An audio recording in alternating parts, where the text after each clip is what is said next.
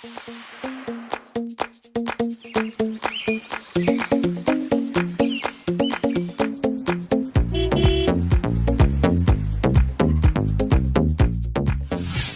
idea de lo que tomás en esa agua que tomás todos los días en tu casa? ¿Esa que sale por la canilla? El agua podemos decir que es mucho más que H2O. Y en este programa te lo vamos a mostrar. El cuerpo humano está compuesto en un 60% de agua. Incluso los pulmones se componen en un 90% de agua. Los contaminantes emergentes comprenden una amplia gama de compuestos químicos, productos farmacéuticos, productos de cuidado personal, agentes tensoactivos, plastificantes, aditivos industriales, plásticos, microplásticos, nanoplásticos, que no están contenidos en el monitoreo actual de programas de tratamientos de aguas. Existe una limitada información disponible sobre el efecto que pueden causar en la salud humana y en la ecología.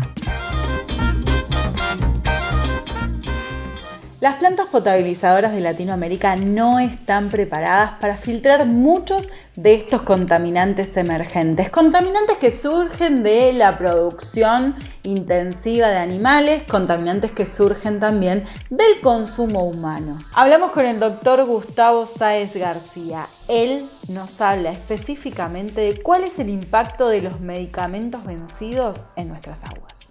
Hay un hecho ineludible de nosotros como usuarios de medicamentos y es que cuando nos tomamos los medicamentos creemos que desaparecen y no es así.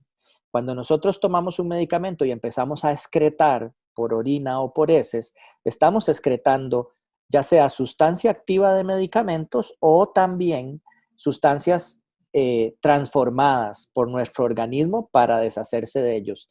Eso entendemos que se van a las cañerías, a las plantas de tratamiento, a los ríos, consecuentemente a los mares, pero tenemos que ser muy claros en que ninguna de las plantas de tratamiento, o muy pocas, yo diría no más del 1% de las plantas de tratamiento están listas para hacer tratamiento y secuestro de principios activos de sustancias químicas originadas por los medicamentos. Y eso va consecuentemente a generar contaminación en suelos y ríos, etc.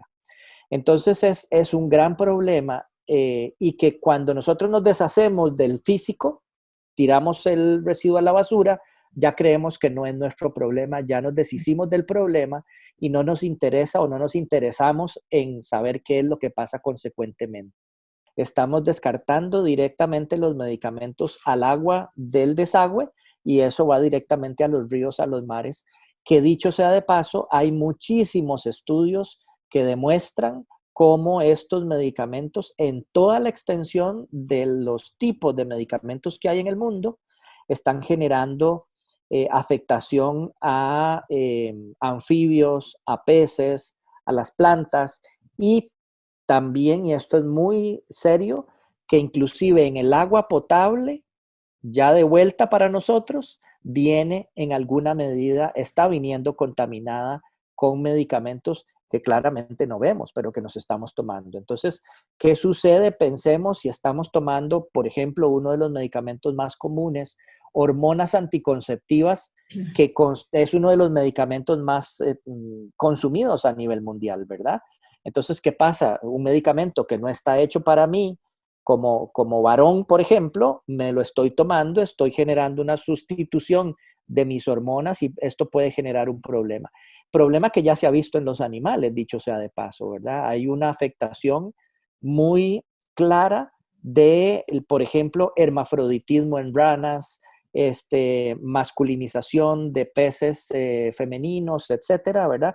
O feminización de peces macho, etcétera. Entonces, definitivamente el impacto del desecho inadecuado de medicamentos es un impacto que estamos viendo apenas empezando a ver a nivel mundial, porque dicho sea de paso, este estudio no tiene más de 30 años de estarse haciendo. Un poco lo que venimos trabajando con el grupo son las consecuencias del modelo agroproductivo en general. Y estuvimos acercándonos a lo que es la parte de producción animal, justamente porque empezamos a indagar sobre qué pasa con estos antibióticos y antimicrobianos que se les da a los animales en el momento de la producción, y que ya empezaba a haber reportes a nivel internacional de que podían impactar y tener, digamos, contaminar las aguas una vez finalizada esa producción. Y lo que encontramos fue que más de la mitad de los ríos, estuvimos alrededor de entre 40 y 50 ríos, 45 para ser más preciso, y en la mitad de los ríos se detectó la presencia de al menos un antibiótico que se utiliza específicamente en producción animal. Hay datos como que el 75% de los antibióticos que se producen a nivel mundial se utilizan para producir animales. ¿Sí? Los antibióticos que para nosotros, digo, en el imaginario colectivo, y que incluso sabemos que hay que tomarla, digamos, que tiene mucha responsabilidad tomarla, que los mismos médicos, la comunidad médica le dice que uno no tiene que abusar ni comprar de venta libre, sino que consumirlo en el momento. Bueno, vaya sorpresa cuando vemos que la mayor cantidad de estos antibióticos se destina a producir animales. Y que el animal, esto de la producción es muy interesante, ¿no? Porque el animal en realidad no está enfermo, se le dan estos antibióticos para prevenir, y eso hace que lo excrete, claro. Lo excreten casi completo, ¿no? Exacto.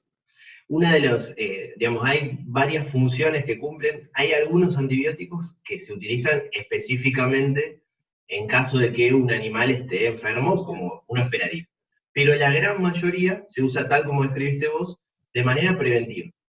Lo que suele ocurrir es que estas producciones, digamos, la forma de producir que predomina hoy en los sistemas agrarios, tiene que ver con dedicar mucho espacio a la plantación de cultivos vegetales y concentrar los animales en superficies reducidas chiquititas.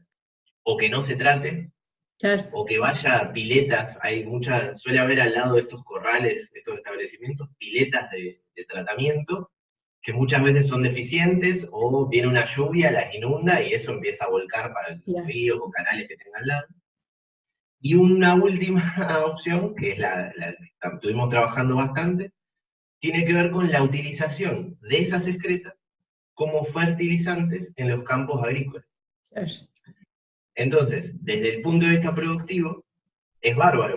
Ahora, ¿qué pasa? Si vos le diste antibióticos a los animales, esos antibióticos quedan en los residuos, y si los llevás y los diseminás por campos, estás como arrastrando el problema a otros lugares que antes no estaban. No es sencillo para un criador o en un criadero poder controlar estos aspectos, pero sin lugar a dudas son temas que se abordan y que permanentemente tienen que ser abordados para mitigar el efecto que generen sobre nuestro ambiente, como decía, sobre las napas, sobre los acuíferos y indefectiblemente sobre ese agua que en algún momento potabilizaremos o tomaremos para hacer irrigación o mismo, como decía, potabilización. Entonces es importante que en aquellos casos donde existan estos emprendimientos, además de determinadas prácticas de control en los establecimientos en sí mismo, existan prácticas de monitoreo permanente sobre justamente estos acuíferos para poder identificar, en el caso de que sea necesario, qué tipo de tratamiento es necesario o habrá que implementar sobre esas aguas para poder potabilizarlas o utilizarlas con fines productivos. Es súper importante que se den las dos cosas. O sea, esto no es en contra de los feedlots ni en contra de los grandes granjas de cerdos, sino en cómo integrar esos modelos productivos a modelos socioeconómicos sostenibles, ¿no?